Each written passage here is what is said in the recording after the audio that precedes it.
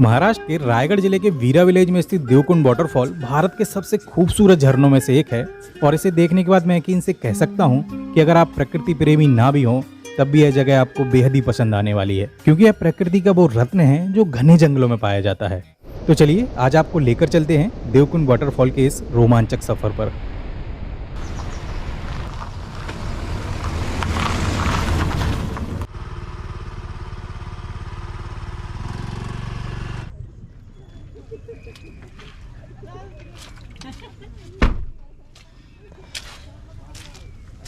मेरे पीछे आप देख सकते हैं वीरा डैम है और इसके नीचे ही यहाँ पे पार्किंग है। तो यहाँ पे हमने गाड़ी कर दी है खड़ी, अब जाएंगे। तो यहाँ से आगे देवकुंड वाटरफॉल का ट्रैक है।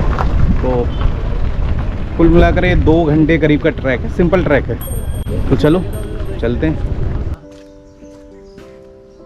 अगर बात ट्रैक डिस्टेंस की जाए तो बेस विलेज से वाटरफॉल की दूरी लगभग 6 किलोमीटर की है, मगर इसे पूरा करने में हमें 3 घंटे से भी अधिक का समय लग जाता है। और इसके पीछे का कारण है हरे भरे जंगलों से होकर गुजरने वाले एक खूबसूरत रास्ते।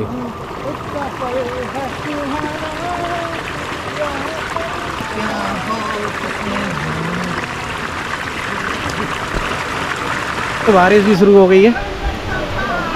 जब हम आए थे तो बारिश नहीं हो रही थी, तो हमने सोचा चलो बिना रेनकोट के चलते हैं।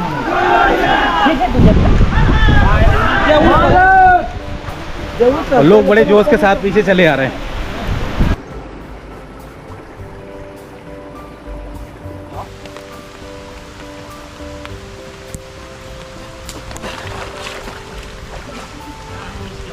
जिंदगी के सफर में लोगों की नज़र अक्सर मंजिल पर होती है और होनी भी चाहिए, मगर कुछ सफर ऐसे होते हैं जिनके रास्ते मंजिल से ज़्यादा खूबसूरत होते हैं।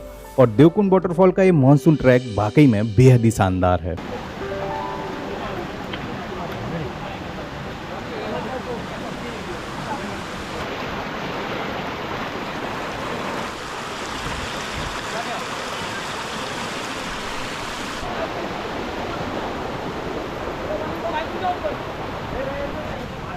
तो ये छोटी सी वाटर क्रॉसिंग है।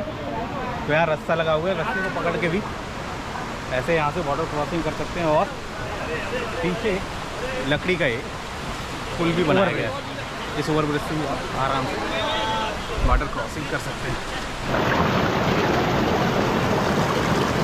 यहाँ के भी नज़ारे एकदम खूबसूरत हैं, बस थोड़ा सा भीड़ ज़्यादा है।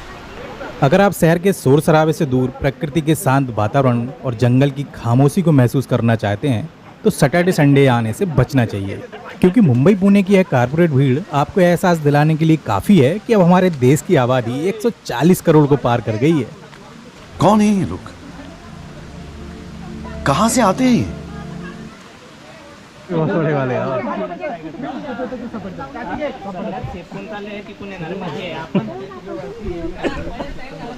तो यहाँ पर हो गया ट्रैफिक जाम और यहाँ पे हो गया है। एज अ क्रिएटर अगर आप चाहते हैं कि फ्रेम में आपके अलावा कोई और ना हो तो वीकेंड पर ऐसा हो पाना तो पॉसिबल नहीं। वाटरफॉल कैसा भी हो, मगर बीच बीच में जो वाटर क्रॉसिंग आ रही है ना, वहाँ से निकलने का कुछ अलग ही मज़ा है। ची पगडंडी से लेकर कई सारी वाटर क्रॉसिंग और नदी नालों पर बनाए गए ओवर ब्रिज इस ट्रैक के मज़े को दोगुना कर देते हैं।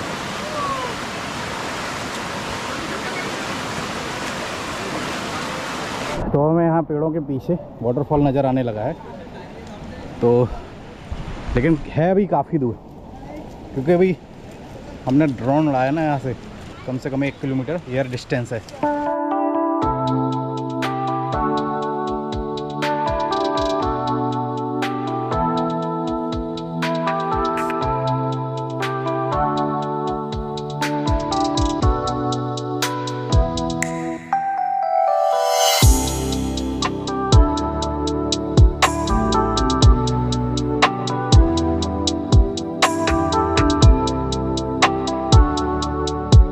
मगर आगे का एक व्यू बड़ा ज़बरदस्त है, नदी को बीचों बीच और रस्सियों का एक पुल बना हुआ है, वो बड़ा शानदार लगा।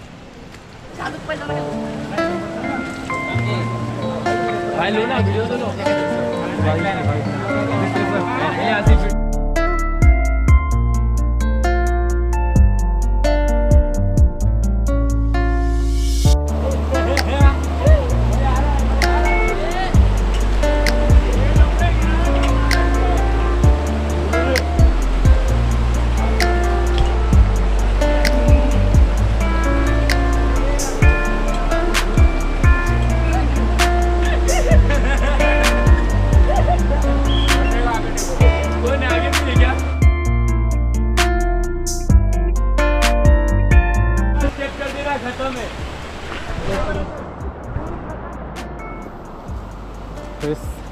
से हैंगिंग ब्रिज बनाया, वो काफ़ी हिल रहा था। लड़के लोग कुछ जानबूझ के उसे हिला रहे थे।